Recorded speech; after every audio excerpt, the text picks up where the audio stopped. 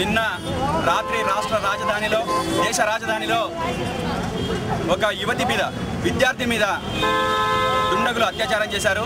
సామూహిక అత్యాచారానికి పాల్పడ్డారు. దీన్ని పీడీఎస్యు తీవ్రంగా ఖండిస్తుంది. ఈ అత్యాచారానికి పాల్పడిన దుండగులు ఎవరైతే ఉన్నారో వాళ్ళని వెంటనే అరెస్ట్ చేసి వాళ్ళ మీద కఠినమైన చర్య తీసుకోవాలని చెప్పేసి పీడీఎస్యు డిమాండ్ చేస్తూ ఉంది.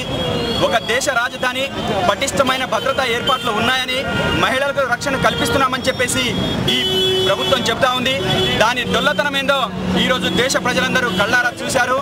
ఒక యువతికి, చదువుకున్న యువతికి ఈ దేశంలో ఒక స్వేచ్ఛ లేదు, అదేవిధంగా రక్షణ లేని పరిస్థితి మనం కళ్ళారా చూసాం. సభ్య సమాజం తలదించుకునే ఘటనలు ఈ దేశంలో జరుగుతున్నప్పటికీ పాలకులు మాత్రం పట్టించుకోవట్లేదు.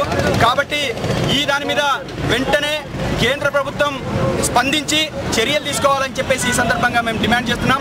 ఒకవేళ ప్రభుత్వం స్పందించకుండా ఆ దుండగుల మీద కఠినమైన చర్యలు తీసుకోకుండా ఉంటే కనుక రాష్ట్ర వ్యాప్తంగా, దేశవ్యాప్తంగా పెద్ద ఎత్తున ఆందోళన చేస్తామని చెప్పేసి కూడా ఈ సందర్భంగా మేము హెచ్చరిస్తా ఉన్నాం. దేశ రాజధాని పటిష్టమైన భద్రత ఉన్న ప్రాంతం అయినప్పటికీ కూడా ఆ విద్యార్థిని సామూహికంగా అత్యాచారం చేస్తుంటే అక్కడ ఉన్న రాజకీయ వ్యవస్థ కానీ, పోలీసు వ్యవస్థ కానీ ఏ మాత్రం కూడా సహకరించి ఆదుకోలేకపోయాయనేది స్పష్టమవుతుంది.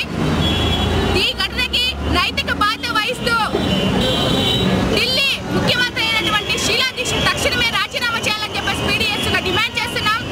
అదేవిధంగా పదే పదే విద్యార్థుల మీద జరుగుతున్న దాడులు కానీ, అత్యాచారాలు కానీ, ప్రేమాల దాడులకు సంబంధించిన దాంట్లో చట్టాలేమి పనిచేయట్లేవు.